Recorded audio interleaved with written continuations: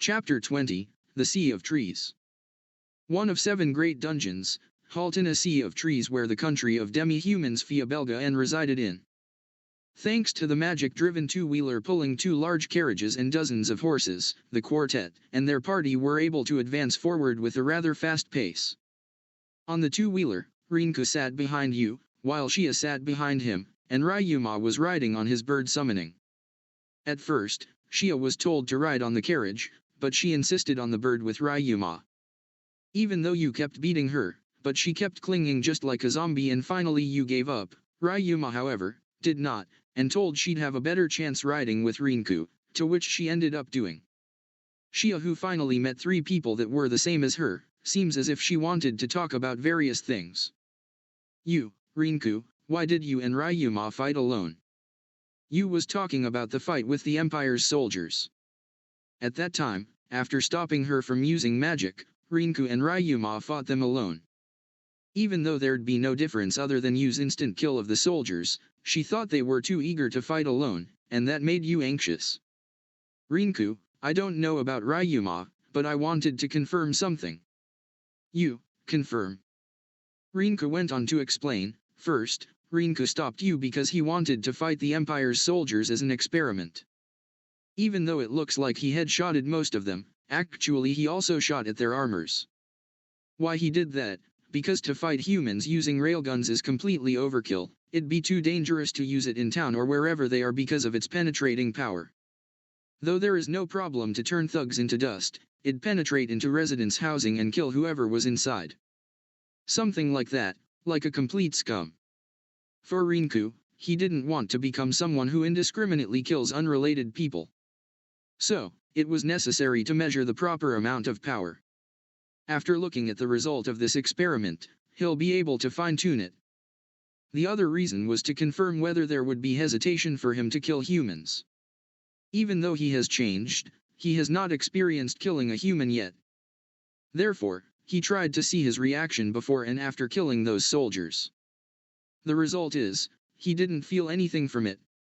As expected, if they are enemies then he can kill them without mercy. Rinku, and well, even though it was our first murder, I think that I've changed because I didn't feel anything about it. It makes me somewhat sentimental, and well, Ryuma is probably the same way. You, are you okay? Rinku, yeah, I'll be okay, I'm just glad I'll be able to fight without distractions now. Having heard Rinku's story, Shia was surprised that it was his first murder. At the same time, she admired Yu, who was able to notice the slight change in them both. And once again, she felt a little lonely because she still doesn't know anything about them. She looked up at Ryuma and noticed he hadn't said anything since then, something she felt the others notice as well. Shia, hey, can I hear more? Rinku, we're talking about it, aren't we? Shia, well, what I want to know isn't about your skill but rather something like, why were you 2 inside the abyss? Or what are your objectives? Or what have y'all done up until now? I want to know more about you 3. Rinku, if I tell you, what then? Shia, even if you ask that, I just want to know. I, because of my circumstance, have brought a lot of trouble to my family. I hated it so much when I was a child, but of course everyone told me to not mind it and now I don't hate myself anymore. Even so, I still feel as if I was an oddball in this world. Therefore, I was happy when I met the 3 of you, to find someone with similar existence as me and to know that I'm not alone. This overflowing feeling was, although it was selfish of me, TW wanted becoming your ally. That's why, that. Can you tell me more about the 3 of you, whatever you can tell me? It seems Shia was embarrassed by her own words, her voice became smaller and she tried to hide behind Rinku's back. When Rinku and Yu think back to when they met Shia for the first time, they remember how incredibly happy she was. At that time, Yu was having complex feelings. Immediately they tried to save the Halya tribe from the attacking demonic beasts and she found out how they are capable of using magic inside the canyon. Surely, Shia must have been feeling anxious since then. Surely, in this world, those who have the same constitution as a demonic beast won't be accepted. It was not impossible to have a sense of camaraderie. Though that was said, for Rinku and Yu, and probably Ryoma as well, there exists no sense of camaraderie. But, because it'll take some time until they arrive at the Sea of Trees, also because there is nothing to hide and when they think it'll be good to kill sometimes, Rinku and you start to tell their story. And the result is... Shia, how cruel, you guys had it hard. Compared to that, I was blessed. I didn't lack anything at all. She cried. While crying sometimes, I was too naive, or, I won't complain anymore, can be heard. Then, naturally, she wiped her face using Rinku's overcoat. Apparently, she thought her circumstance was the worst, but compared to their circumstances, it seems she felt miserable about herself to think that way. After crying for a while, suddenly Shia clasped her fist and with resolute expression she declared. Shia, I have decided. I'll join your travel. From now on, this Shia Halia under this sun promised to help the three of you. There is no need to be reserved. The four of us are comrades. Let's overcome the hardship and find hope together. To Shia's sudden declaration, Rinku and you only give her a cold look. Rinku, what did the weak and need to be protected 24/7 rabbit just said? You'll only be a hindrance. You, casually changing from, I want to be a comrade, into comrade. Shameless rabbit.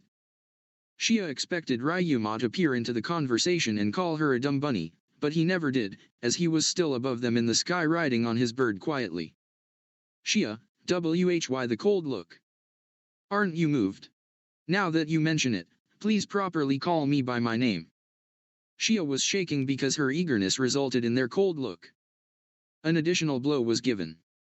Rinku, aren't you simply wanting someone to become your travel companion?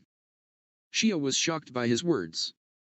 Rinku, once your tribe's safety is secured, you want to stay away from them, right? And a good situation where we who were the same showed up, have you decided to go with us?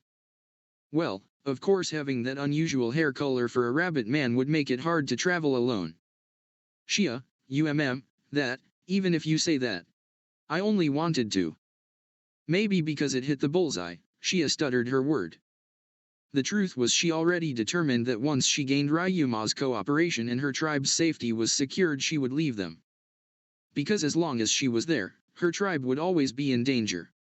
Even now a lot of tribe members were lost. Who knows what happens, next they will most likely be annihilated. Shia was unable to endure it. Of course, her tribe didn't think so and it'll only look like she betrayed her tribe. But, even with that, she already decided. At worst, she'll go alone, but that'd make her tribe even more worried. On the other hand, if she said it was to repay the trio who have overwhelming strength, then it will be easier to convince her tribe to let her leave. Desperation can be seen in Shia's behavior and speech now. Of course, it was true that Shia was interested in the trio. As Rinku had said when Shia found out the trio were the same as her, she felt a strong sense of camaraderie with them. Even when she thinks about her tribe's circumstance, it was as if it was fate for Shia to meet them. Rinku, well, it's not like I can blame you for thinking so. Even so, don't expect anything. Our objective was the 7 great dungeons. Most likely the dungeon's interior is infested with monsters similar to Abyss. You'll be instantly killed and that's the end. Therefore, I won't allow you to go with us, plus Ryuma would never agree to it. Rinku's relentless words make Shia fall silent.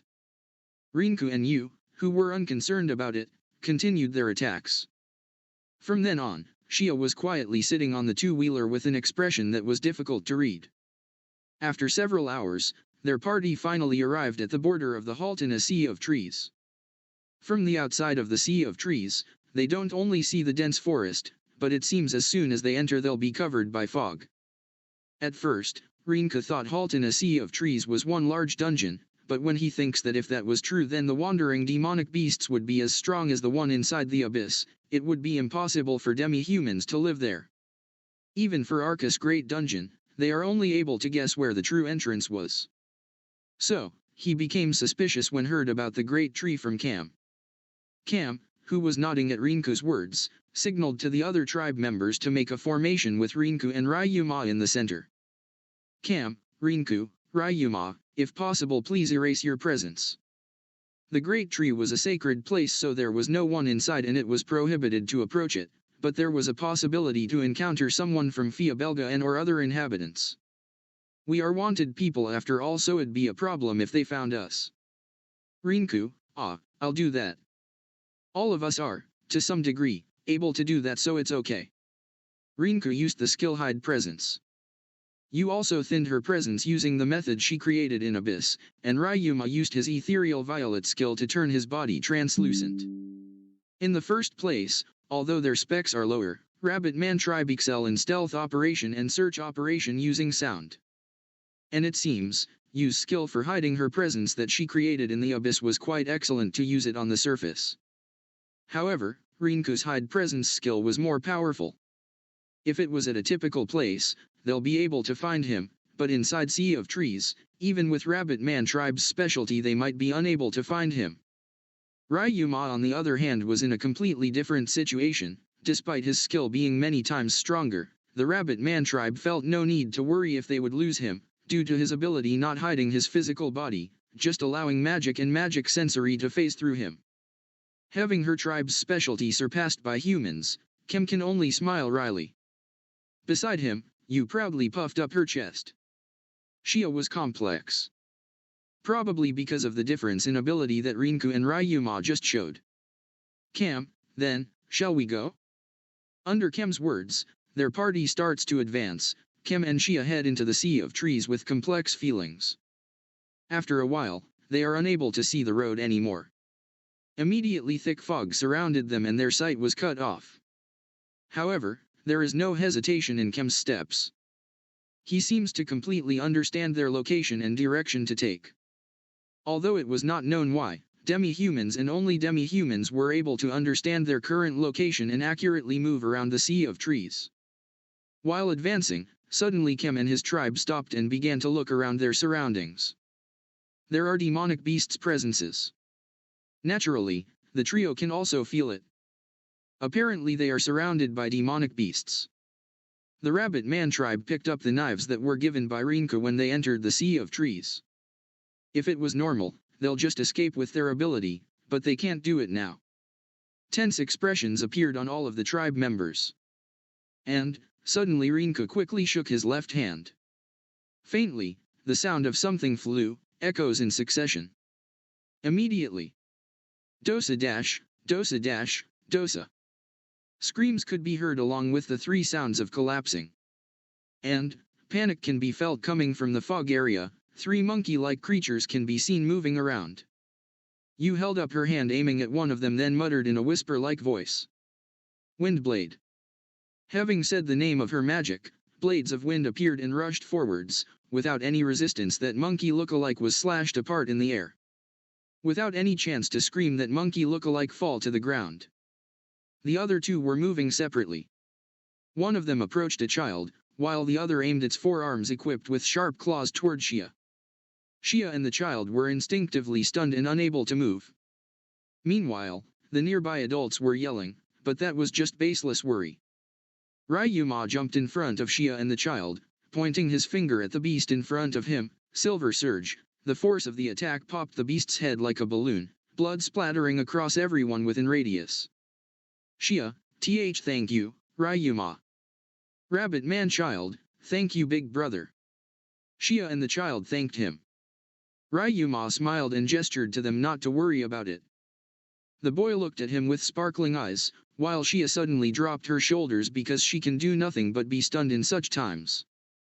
Kim only wryly smiled at her. They continued to guide them after being urged by Rinku. Afterwards, even though some demonic beasts came to attack them, the trio quietly dealt them with negative difficulty. The demonic beasts of the Sea of Trees, who were considered as troublesome by the mass, were not a problem for them. However, after several hours passed since they entered the Sea of Trees, innumerable presences that can't be compared to before can be felt. The trio and their party stopped their advance. Their killing intent and teamwork can't be compared to the demonic beasts they encountered before. Kim and his tribe start to restlessly search for their location. And then, a worried and loose expression appeared on their face while they gripped their hand. As for Shia, her face became pale. Rinku, Ryuma, and Yu, who all noticed the other party's identity, feel that it'll be troublesome. The others was. You are.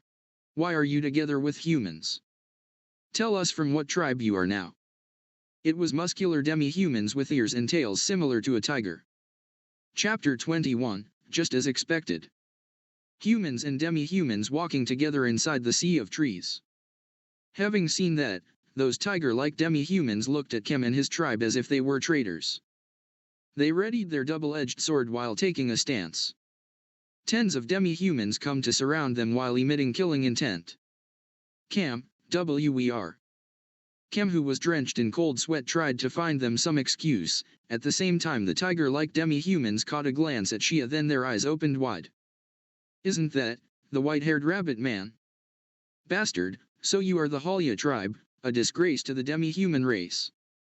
For years, you've deceived us to raise that taboo child, and this time you brought humans here. What treason? I won't hear any excuses. Everyone will be executed here. Everyone GE-. Almighty push. At the time the tiger-like demi-human said no more negotiations and tried to command an attack, Ryuma's arm moved. A powerful force of energy shot out from his palm, sending the tiger demis flying through the forest, with Ryuma following in tow. The blast leaving traces of gouged trees as it disappeared into depth of the forest. The tiger-like demi-human that was grazed, froze in place, unable to understand what happened. Everyone was stunned by the unknown explosive sound added with an attack so fast they were unable to react. At that place, Ryuma's voice can be heard, accompanied by him lifting his blindfold up, revealing one of his eyes, leaving those unaware behind him in shock. Ryuma, you're getting on my nerves. I already knew how many of you there are surrounding us. You're already in my kill zone, so get lost. You can't win here nor survive. Without chanting, to be able to fire an invisible attack in succession and to know his comrade's location made that tiger-like demi-human stutter unintentionally. To prove that, Ryuma opened his palm and aimed at a certain direction. The tiger-like demi-human's subordinate was in that direction. From the fog a sign of unrest can be felt. Ryuma, I won't show any mercy to anyone who tries to interfere. Until they have fulfilled their promise, their lives are under my protection. Don't even think you will get even one of them. Rinku, haven't seen this side of him in a while. Rinku spoke as Shia looked at him in shock. She's never seen this side of Ryuma. He's usually in a sarcastic, childish mood, never this serious. It must be a joke. How is this a human? He must be a monster. Ryuma, I suggest you retreat now. I don't have a reason to kill you yet, so I'll say it again, get lost. The tiger-like demi-human was convinced that the moment he gave the order to attack, that flash he saw a while ago would be back. If that happened, there were no chances for them to survive. Rinku then stepped forward. Rinku, before that however, I want to know one thing. What's your purpose?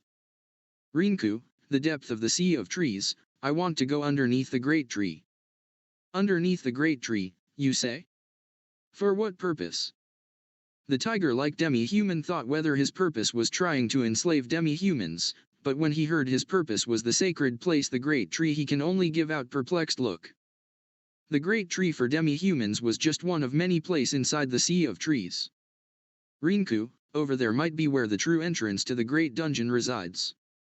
We are traveling to conquer the 7 great dungeons. And that is why we employ Halya as our guide. The real dungeon? Just what are you trying to say? This sea of trees is one of the 7 great dungeons. The dungeon where no one except the demi-humans can advance without getting lost. Rinku, weird. What? The tiger-like demi-humans dubiously tried to ask Rinku, who confidently declared that. Rinku, for a great dungeon, the demonic beasts here are too weak. Weak? Rinku, that's right. For a great dungeon's demonic beasts, all of them are supposed to be monstrously strong. At the very least around the level of Arcus Great Dungeon's Abyss. Also. What is it? Rinku, a great dungeon is the place of trial that the liberators left behind. For demi-humans to easily enter the depth, you said? That can't be called a trial. That's why it's weird for the Sea of Trees itself as a great dungeon. The tiger-like demi-human was unable to hide his confusion after hearing Rinku's words. That was because he was unable to understand what he meant. The Sea of Trees demonic beasts were weak, Arcus Great Dungeon's abyss, the Liberators, trial of the dungeon, were something unknown to him. If it was the usual, he would just say it was nonsense. But, now, in this place, what Rinku said was appropriate. For them, who were capable of overwhelming them, there is no need to make any excuses. In addition, his words itself strangely made them convinced. The truth is, if his objective really was the Great Tree, not the demi-humans or Fia Belga N, rather than meaninglessly throwing his subordinate's life, it was better for him to reach his objective than leave. The tiger-like demi-human already decided that. But, he can't just leave the humans wandering around freely like that. For this matter was already in his hand, therefore the tiger-like demi-human gave a proposal to them.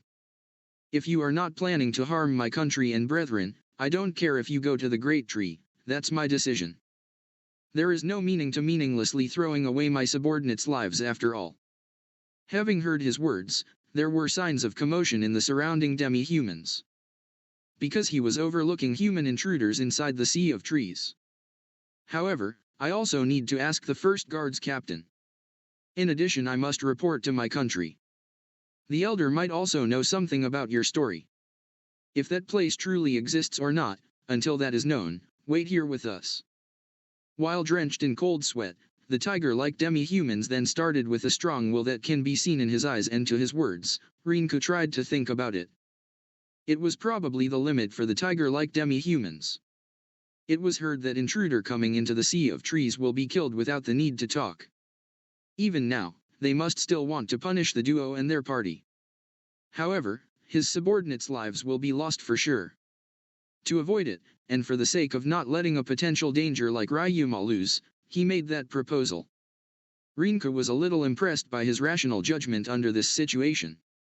After comparing the merit between advancing after annihilating them and having permission, thus losing the risk of being surrounded by Fia Belga N, he chose the latter.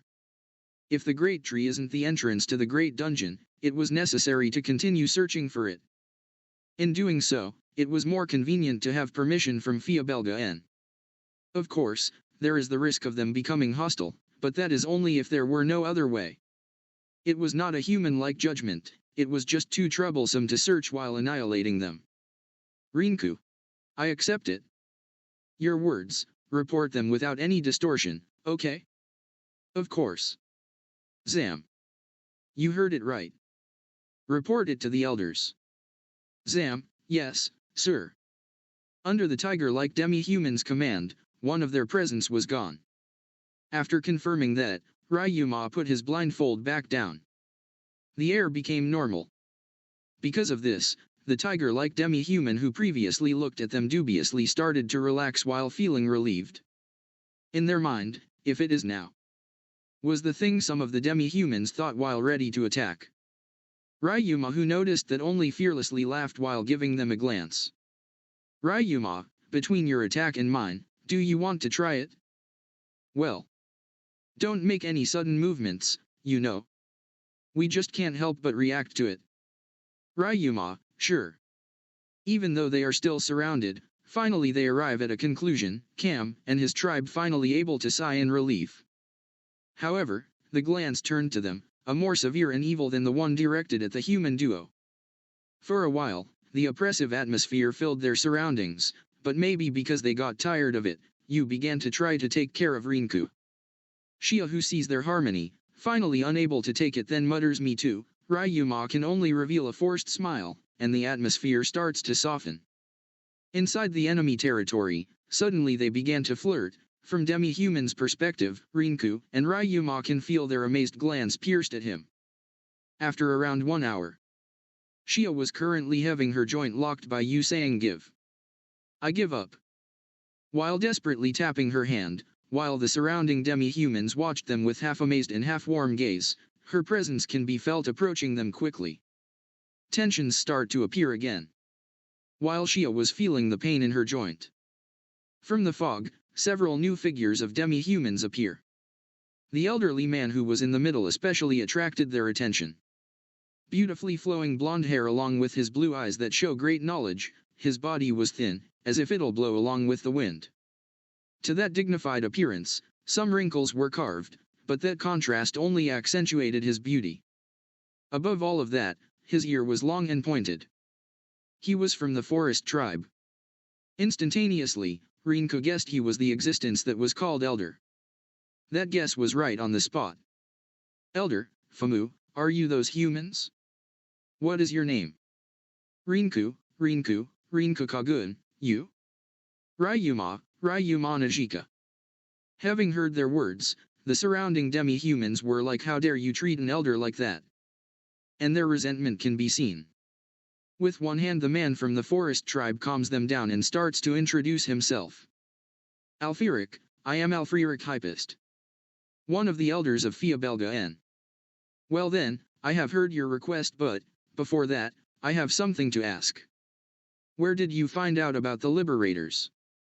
Rinku, From the abyss of Arcus Great Dungeon, one of liberators, Oscar Arcus's hideout.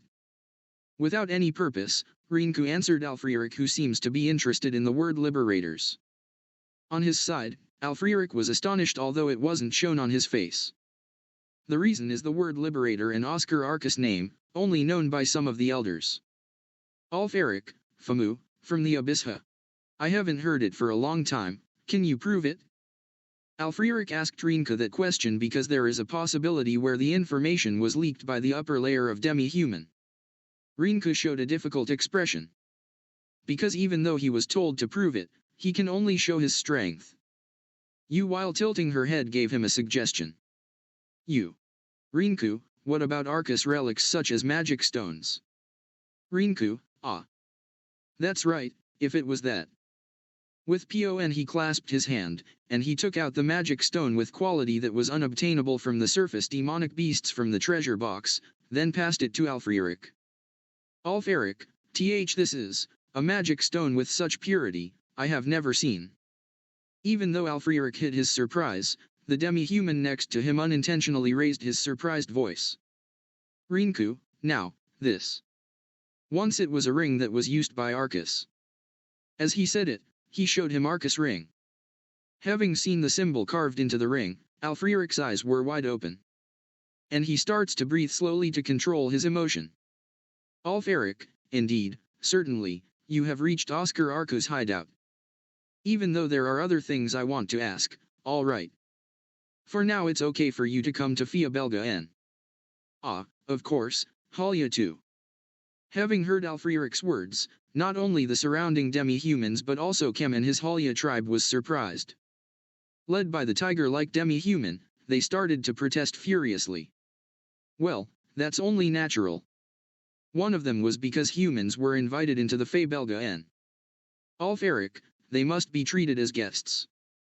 Well, they are qualified for that. Also, this is one of the rules that's been decided by the one with the elder's seat. Alfrieric calmed the surroundings with his stern look. However, this time Rinku was the one who protested. Rinku, wait. Why the hell did you decide my schedule? I am going to the Great Tree, also I have no interest in Fiabelga N. If there are no other questions, then I'll go to the Great Tree now. Alfrieric, well, did you know? That is impossible. Rinku, what did you say? Alfrieric, the fog around the Great Tree is especially thick, even demi-humans will be lost there. But there are cycles when the fog becomes thinner, that's why you should go there at that time. The next time you can go will be in 10 days. Even though it was supposed to be known by all of the demi-humans. To go there at such a time, what do you think?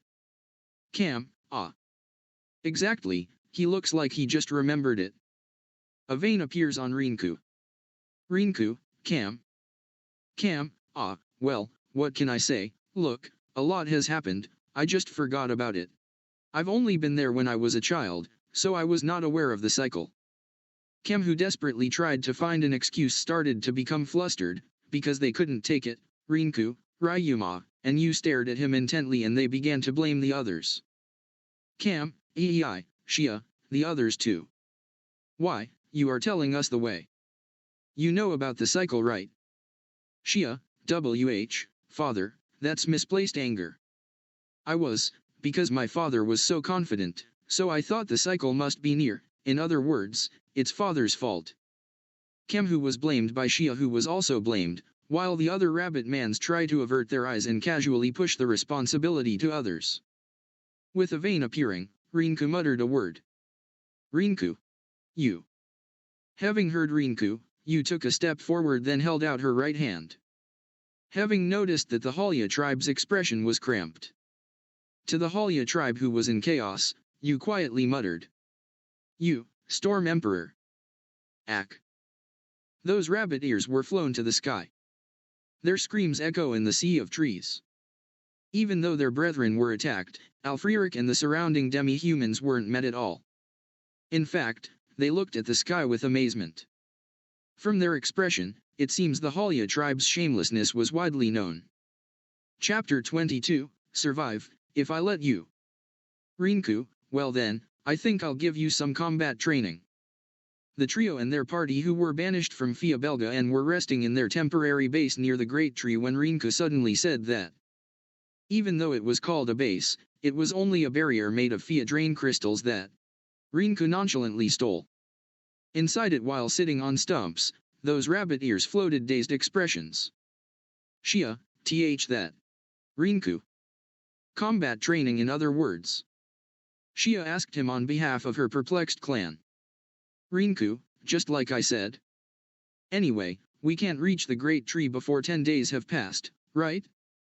Then it's better to effectively use this time properly. I am thinking to make you, whom are weak, fragile, and are losers' nature deeply ingrained into someone who excel in combat. Ryuma then chuckled. Ryuma, you guys are about to go through hell. Shia, why did you think that? The rabbit ears were trembling from the intimidating feeling that can be felt from Rinku's eyes and his whole body. Shia naturally doubted Rinku's abrupt declaration. Rinku, why? Did you ask why? Useless rabbit. Shia, you still haven't called me by my name. Rinku with skeptical eyes began to explain to the depressed Shia. Rinku, listen well. The promise that we had with you guys was to only protect you until you were done guiding us. Then, what will you do after guiding us? Did you already think about it? Halya tribe members began to look at each other, then shake their heads. Kim also has a hard expression. Even though they vaguely felt the uneasiness, it seems because they were in upheaval after upheaval that thought was thrown into the corner of their minds. Or it was possible that they didn't think about it at all. Rinku, well, it looks like you didn't think about it at all. No one told me you've thought about it after all. You're weak, so you can only run and hide in front of malice and the possibility of injury. To that kind of you, the place to retreat called Fiabelga N was lost. In other words, when my protection is gone, you'll once more fall into a predicament. You didn't have any way out. There is no protection nor place to hide. However, demonic beasts and humans will aim at the weak you without mercy. If this goes on, there will be only a path of annihilation. Are you okay with that? Are you okay with weakness as the reason for your ruin? Is it okay for the lives that you luckily got back uselessly gone? What do you think? No one uttered any words, and a gloomy atmosphere filled their vicinity. Until someone suddenly said, "There's no way I can accept that." The Halya tribe began to look up, having been touched by those words. Shia was already looking resolute. Rinku, that's right. That can't be accepted. Then, what should you do? The answer is easy. Just become strong. Just attack all the trouble that comes and destroy it. You only need to acquire your rights with your own hands. But, we are Rabbitman tribe. We don't have strong bodies such as the Tigerman tribe and Bearman tribes, nor special skills like the Wingedman tribe and Earthman tribe. We are totally that. Because it was common sense that the Rabbitman tribe is weak, Rinku's words only gave birth to negative feelings. Because they are weak, they can't fight. No matter how much they struggle to get strong, as Rinku said, that's what they think. Seeing this, Halya tribe Ryuma laughed from his nose. Ryuma, did y'all know me and Rinku were called useless and dead weight by our former companions?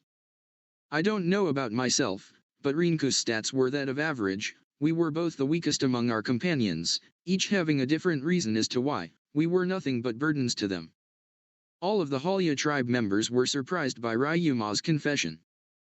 They can't believe that they, who was able to easily defeat Raisin Grand Canyon's brutal demonic beasts and the elder of Bearman tribe who excel in combat, was someone considered as deadweight. The Halya tribe then fell into silence and looked at each other. However, Shia, who since a while ago floated a resolute expression, looked at them with a skeptical gaze. Then she stood up. Shia, I'll do it. Please teach me how to fight. I don't want to stay weak anymore. Her shout echoes all over the sea of trees. A declaration to say there is no need to think more about this. Shia hates fighting. It was scary and painful, above all it was said to hurt and to be hurt. However, it was the truth that she was the cause in driving her tribe into the current predicament, so she absolutely won't let her tribe perish. For that certain purpose, Shia wanted to become stronger even if it was against the nature of the Rabbit Man tribe. Shia with unyielding determination in her eyes looked straight at Ryuma as he looked back with a smirk. Ryuma, that's the spirit, dumb bunny. Kem and his tribe, who are dumbfounded by that, gradually change their expression into a resolute one. One by one they stand up. In the end, not just the male, female and children of the Halya tribe all stood up, and Kem, who represented them, moved a step forward. Kem, please, teach us. His words were few. However, there is a strong will inside of them. The will to fight against injustice that'll come to attack them. Rinku, okay. Are you prepared? How much stronger you become will be up to your determination. I am only here to give a hand to it. Also, I won't be gentle to those who decide to drop out on the way.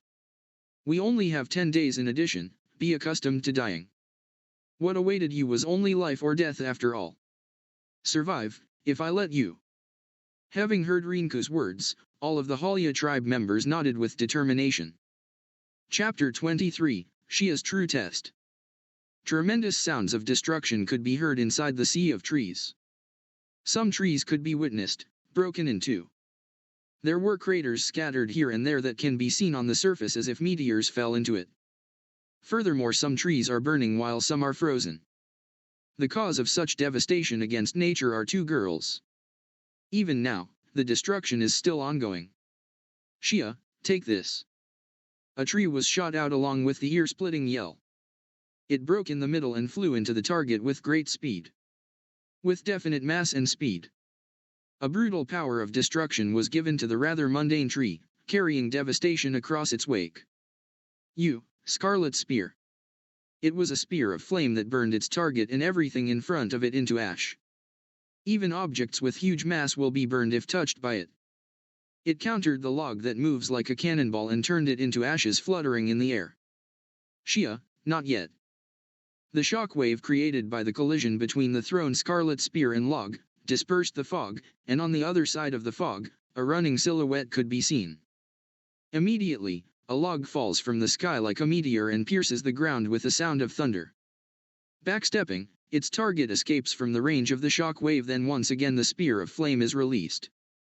However, the silhouette rushed out from the fog at high speed, and then a strong flying kick attacked the log that pierced the ground. It's unknown where the power came from, but the log that received the kick was explosively smashed, and from it came splinters that shot at the target. Fire Castle. Suddenly a wall of flame that can be called a rampart came out to block the improvised shots that came flying. Not even one shot was able to reach its target. However, Shia, got you. At that time the silhouette had already moved behind her. After shooting the improvised shots that acted as a splendid distraction, she once again slips into the fog. Her hand grasped the hammer that could be called ultra-weight class. Immediately, a powerful wind descended. Wind wall. A fierce impact from the sledgehammer struck the ground and crushed it. From the impact, stones were shot out and scattered in every direction.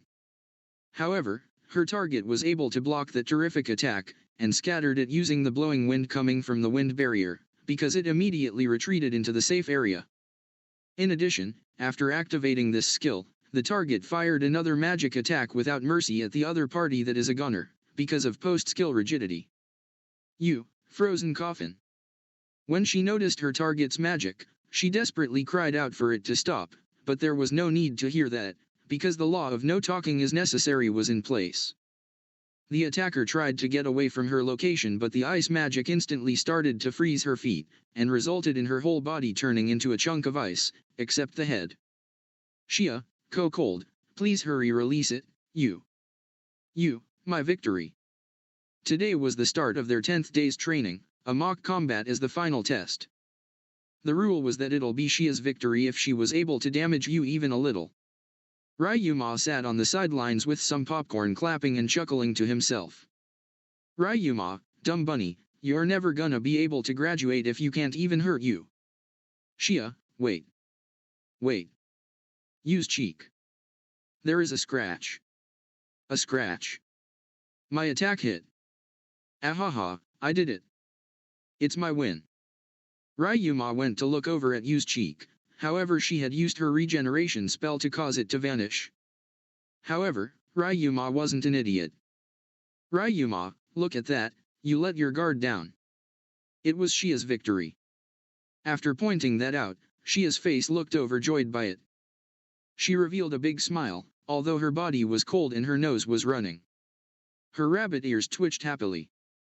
No wonder, there is an important promise she made with you in this training graduations battle after all. You, there is no wound. Shia, I just heard Ryuma say there was. Ryuma, alright, enough you two, Shia, you've got me now. Ryuma then began to stretch. Shia looked a bit worried, as it looked as if he was taking her less seriously than you was. Shia, wait, what about this prison you put me in? Ryuma, you'll be able to figure it out. From the cold and runny nose, Shia begins to doze off. You, who was peeking at that appearance, let out a deep sigh while thinking it must not be continued in her heart, removed her magic. Ryuma, aw man, I guess I'm not gonna get a light warm up today. After a lovely sneeze, she covers her nose with a nearby leaf. Shia then looked at you with seriousness in her eyes. You made an unpleasant expression because of her gaze.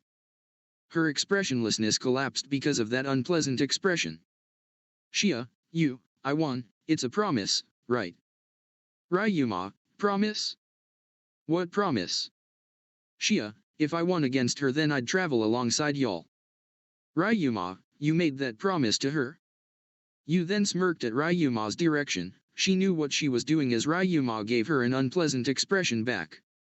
As Shia said, you had promised her. That is, you said to Shia, only if she was able to damage her in the mock combat even with a small injury within 10 days. If she did it, you must acknowledge and allow Shia to travel along with the trio. Also, you must help Shia persuade Ryuma and Rinka when she asks them. Shia seriously wanted to come along with them. Half of it because she didn't want to become a burden to her family, while the other half simply because she wanted to be together with Ryuma, and to get along with the other two. However, her wish was refused coldly. Even now that can be seen from the trio's attitude. At that time, what Shia thought of was the promise from before. In Shia's eyes, Ryuma somehow pampered you by fulfilling her expectations. Above all, Shia is a woman. She understood Yu's feelings toward Rinku. Naturally, it was because she also has the same feelings for Ryuma. So, the reverse is also true. You also understood Shia's feelings. That's why, first of all, it was necessary to make you acknowledge Shia Halia's existence. What she wanted from Ryuma was to acknowledge her existence just like you, even a little. That was probably because of the world's influence that made them the same. In other words, she only wanted to be friends with them. So that there'll be someone she loves and a friend who also loves that person by her side. That's the kind of future that Shia dreamt of.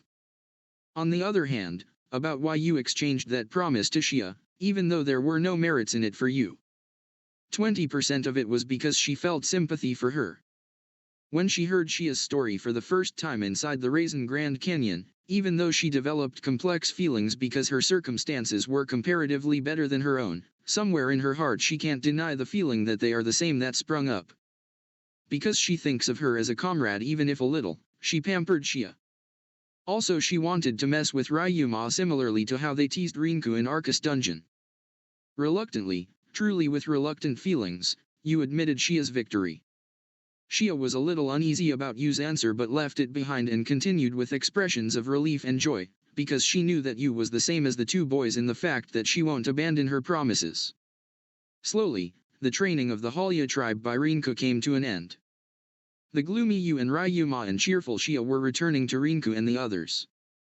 When the trio arrived at the place Rinku was at, Rinku had his eyes closed, and arms crossed while leaning on the nearby tree. Rinku, so how'd it go? Ryuma, your wife let her guard down. Rinku didn't acknowledge Ryuma calling Yu his wife, despite Yu's faint blush on her face. Instead focusing on Yu letting her guard down. Rinku, so Xia won huh? Rinku had heard there was a bet between the two for the match. Rinku was the one who prepared Xia's ultra-weight sledgehammer. The Xia who, with an eager expression wanted to defeat Yu, and asked him for a new weapon still fresh in his memory, because Yu herself didn't object to it. Although the contents of the bet weren't known and they wouldn't tell him anyway, also because it wouldn't be a disadvantage for Yu, he made it. Actually, Rinku thought, if Yu and Xia fought, 8 to 9 out of 10 cases would end up with Yu's victory. He already understood Yu's ability in the abyss. No matter if Xia was able to directly use magic, she who was immersed in peace until now is different from them. However, from their expressions, Rinku was internally surprised that his expectations were overthrown. Xia cheerfully talked to him. Xia, Rinku. Please hear me out. I was finally able to win against you. It's a big victory. Well, I want to show it to you, my magnificent fight. The time when Yu-san admits Def Hebu. Xia tried to explain how their match settled with gestures. But because she got too into it, Yu's jumping slap came and she was blown away, and crashed into the ground while spinning. It was so strong that she could only twitch without any signs of getting up. Yu turned around with him in a bad mood, then Rinku asked Ryuma in a wry smile. Rinku, well? What happened? Rather than the match's result, Rinku was asking about the content. Honestly, the fact that Yu was defeated is not something he can believe easily. No matter who looked at Yu and Xia, without knowing what had happened, he would only think that it was a lie. Ryuma exuded an aura that said he doesn't want to talk about it and didn't want to hide it. Reluctantly he answered Rinku's question. Ryuma, well, her magic aptitude is similar to you, in a way. Rinku, that's good, or else it'll be a waste of a treasure, then. That's not all, right? To be pestered by a sledgehammer of that level. Ryuma, as you've heard earlier, you let her guard down in the final match. Xia's strength is also comparable to that of a monster. Rinku, is that compared to us? Rinku narrowed his eyes to Ryuma's evaluation. Honestly, the high evaluation was more than he imagined. Strangely, his expression was destroyed, changing into bitterness while talking about it. These were the things he noticed. Ryuma could be seen thinking of how to answer Rinku's question, and then he replied while looking into his eyes. Ryuma, compared to you? 60%. Rinku, seriously, is that the maximum? Ryuma, probably, but there's also a lot of room for improvement. It's kind of impressive. Rinku was secretly surprised at having heard him talk about Xia's monster-like power, then he looked at Xia without saying anything. If it's said around 60% of Rinku without any strengthening, Xia's strengthened status should be around 6,000. It was around twice as much as a truly strengthened hero. Truly a power worthy of being considered monster level. It can be said she was capable of reaching Yu.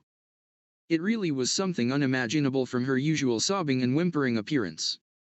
Xia noticed Rinku's half-astonished half-amazed gaze.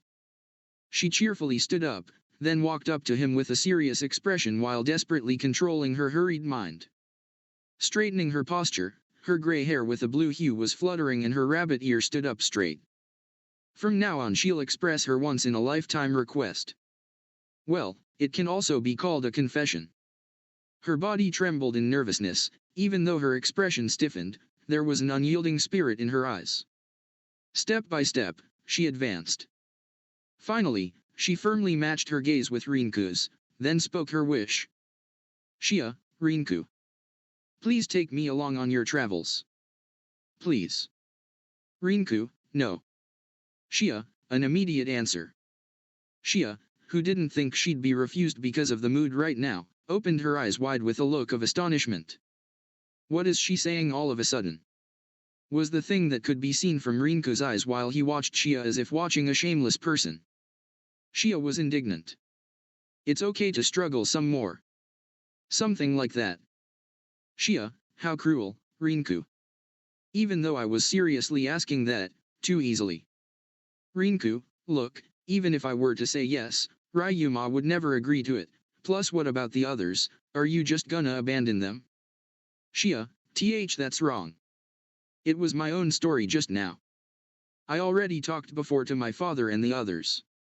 Even though it's not like they think I was a burden, that's... Rinku, then what? Somehow Shia started to become bashful, while upwardly peeking at Ryuma and playing around with the tip of her fingers. A sly, cunning gesture. Rinka was suspiciously looking back and forth at Shia, Ryuma, and Yu. At their side, Yu looked irritated while staring at Shia. Shia, that's... I just wanted to follow what I thought of. Rinku, huh? What are you trying to follow? If it's now, you won't be a burden to your tribe, right? If you have that power, then generally, there shouldn't be anyone you can't beat. Shia, who bashfully tried to answer, made Rinka reach his limit of patience. He then pulled out Donner. It wasn't known whether she noticed that, but Shia yelled woman's courage. In her mind then voiced out her desire. Shia, I want to stay with Ryuma. I love him. Rinku, huh? Ryuma could then be seen hitting his head against a tree as hard as he could, creating an indent into the tree before it eventually fell over. Rinka then looked over at Yu, who had a devious smirk on her face. It was clear that Ryuma had been a bad influence over her since they met. Rinku, why do I feel like you had something to do with this, Yu? Yu just looked at Rinka with that smirk as she looked away playfully. Rinku himself then gathered a smirk on his face. He figured out what her game was, and it was payback time. Rinku, so, do you really feel that way towards Ryuma? I mean, look at him, no arm, wears a blindfold, the opposite of what a lady wants after all. Shia, this was not related to any of the circumstances at all. No matter how many times he saved me from, what he would call, fuck UPS, my stance won't change, even though I was glad at that time when he protected his promise in front of the elders. That may have affected me, but this feeling's already born, so how can I do anything about it? I sometimes think about it. Something like, why is it him? Someone who treats me poorly. Ryuma doesn't even me by my name, but somehow, I know he will, and one day, maybe I'll be important to him, but other days, it suddenly hits me and it hurts, just like a demon, answering only what's needed, always throwing himself into a crowd of demonic beasts, has no mercy, just like a demon. Is never nice to me, only favoring you and you, just like a demon, huh? Really, why am I in love with him? Huh? While speaking, Shia began to doubt her own feelings. Shia inclines her neck and Rinka was holding back his laughter with all his might. He looks over and sees Ryuma just dejected, kneeled over in embarrassment, facing away from them. Rinku, anyway. I can't let you come along no matter how you feel. Shia, that was a joke just now? I truly love Ryuma, so please take me along. Rinku, you know, your feelings are... well, even if they are real, don't you understand that he can't feel love like me and you, or even you can? Rather, to be able to say that confession in front of him, but look at him, doesn't even know how to respond. Hell, even I thought about it a while ago, your number one weapon was your body strengthening, but that's not it, right? I think it was your heart that's completely made of Ozanthium. You. Rinku, let's take her along. Ryuma, no. Rinku, what's with that interval? You obviously hate it, don't tell me it was the winning bet. You. Regrettably. Rinka roughly understood the circumstance from Yu, who dropped her shoulders. He no longer felt anger but amazement, still holding in his laughter. Surely, Shia was thinking, for him to hear out her wish, her power truly isn't enough. Once again, she remembered how Rinku took Yu's words as a priority in decision-making. Therefore, she needed a method to make Yu her ally. It was not an exaggeration to call it a life-risking method, because she understood it otherwise be impossible considering she somewhat knew how you feels. In these 10 days, it can be said she was literally dying to find out Yu's habits, in training and in combat. In other words, that's just how serious Xia thought about it. Rinka was scratching his head. Even if he saw how Yu was reluctantly admitting her, there's no reason for him to take Xia along. In the end, it was a matter of how badly he wanted to mess with Ryuma. Yu was shrugging her shoulder as if saying that it can't be helped. It was because in these 10 days she, more than anyone, had watched how Xia worked hard and how she destroyed the trouble that imposed her, so Yu allowed her to be a travel companion. In the beginning, she never felt hatred toward Xia. On the other side, Xia, who asked Yu for help with a triumphant expression, started to feel unease, but she steeled herself. It was because Xia already tried everything she could, so she could only wait for her fate to play out. Rinku inhaled and exhaled deeply once and looked straight into Xia's eyes, then he spun the words of confirmation one by one. Xia quietly regained her power when he heard his words. Rinku, to go with us, don't you already know the answer? Xia, didn't you know? Isn't the future not an absolute thing? Xia said that because she was able to catch a glimpse of the future. She believes that the future can be changed by actions and resolution. Rinku, it's a journey full of danger. Xia, I'm glad I am a monster. Thanks to that I can go with you guys. That was the derogatory term from the elders. However, she takes pride in it now. After all, she learned that there are things she wouldn't be capable of unless she was a monster. Rinku, our wish is to get back to our own world. You'll likely never meet your family again, you know? Xia, yes, I know. Rinka then smirked and looked at Ryuma. Rinku, you hear that, buddy? You got yourself a friend to tag along with us.